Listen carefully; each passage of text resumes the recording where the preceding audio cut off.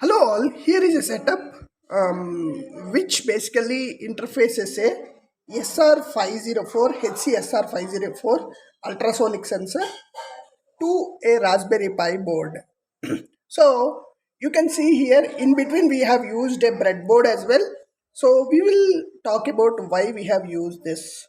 So if we see the ultrasonic sensor, we have four pins here starting from the left.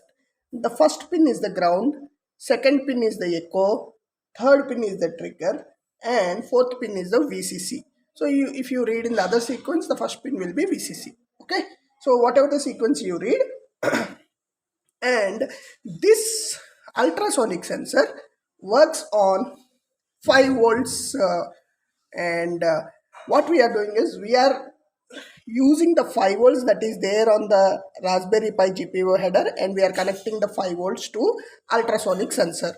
That's the first thing. And ground, we are connecting to one of the ground pin in the Raspberry Pi GPIO header. So 5 volts and ground are connected. And then we have trigger and echo pins. Basically, trigger and echo pins are very important in the operation of ultrasonic sensor. So the ultrasonic sensor starts its operation by giving a trigger signal. So we will see in the code, and then once the trigger signal is present, ultrasonic sensor starts sending pulses, and at some point there will be, depending on the distance of the target, there will be reflection of this ultrasonic sensor that will be coming back. And then once that is done, the echo pulse goes high.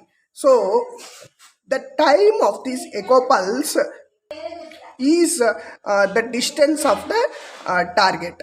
Okay, so that's how we measure the ultrasonic distance. Now we are using the GPIO 20 and GPIO 21 of the Raspberry Pi GPIO header to connect to the echo and the trigger.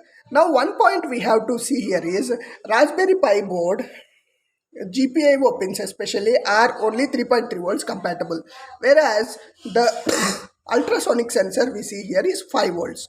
So giving the trigger from Raspberry Pi to ultrasonic is okay. We can connect the trigger pin directly, but the echo pulse which is generated as output from the ultrasonic sensor should be 3.3 volts max. So for that what we did is we used a voltage divider here, okay, to convert the 5 volts to 2.5 volts. So Raspberry Pi will be able to read 2.5 volts. It's better, it's suggested that you convert this into a 3.3 volt, and then you give as input to the Raspberry Pi. So select the resistor divider as per your requirement. We have used 200 ohm resistors in a resistor divider network, and then converted this voltage of 5 volts to 2.5 volts and provided as input to the Raspberry Pi. Okay, so this is the setup. That's why we have breadboard here in between. Now let us look at the code.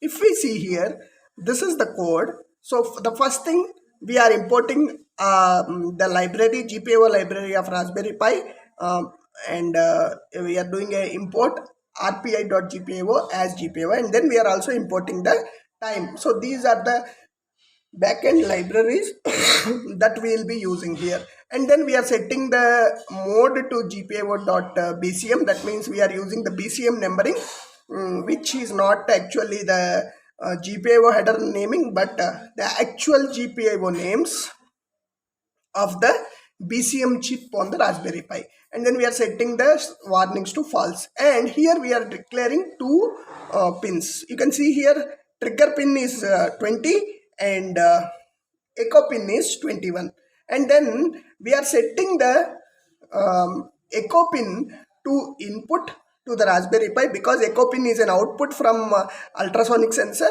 and then we are setting the trigger pin as output, because we are going to give this trigger to the ultrasonic sensor. So that is how the GPIO pins are configured, trigger pin as the output and echo pin as the input, and we are now having a continuous while loop here. So here what we are doing is, initially we are setting the trigger pulse to false. Okay, we are giving some time, and then for around we can say 1 microsecond, okay, or 0.1 microsecond, we are having a gap using the inbuilt time library, and we are actually giving the trigger here. So you can see GPIO dot output of pin trigger, we are making it high, and then for a period of you can see 10 microseconds, okay, we are actually having the delay. That means the pulse, the trigger pulse is around 10 microseconds, and then we are making it low. So that means there is a trigger pulse of 10 microseconds that is applied to the sensor, ultrasonic sensor, right? Now once this is done, we are actually trying to check the echo pin, okay, and if echo pin is 0, we are just trying to read that, and then we are trying to check the time for which echo pin has gone high. So that is the time period for which we got the reflection signal. So we are negating the end time and the start time, and we are getting the total time for which it took for the pulse to return back. And we know velocity is equal to distance by time, right? So distance is given by time into velocity. Velocity is this is for the signals traveling over air, that's the standard velocity, and then we have a time period here, so time which is calculated, so which gives us the distance. You can see, and then we are printing target is at, and we are converting this into a string because we are printing it at the output, and we are rounding off to 2 digits. You can round off as per your requirement if you want more resolution, and this actually is centimeters, and then we are sending a slash or character, right? So that's what we are actually trying to print here. Okay, so now if you see here, the target is at around almost 2 meters here. Now we are just coming in front of the ultrasonic sensor. You can see the target distance has reduced. You can see here, okay, and then again we are going back a little, okay. As we go back, you can see the target distance is increasing, and we are trying to come closer now, okay. You can see the target distance has reduced. So this is how the ultrasonic sensor works, okay.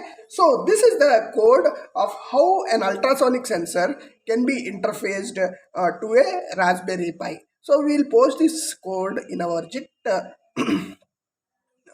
page. You can download based on your requirement. Please post if you have any questions. Thank you.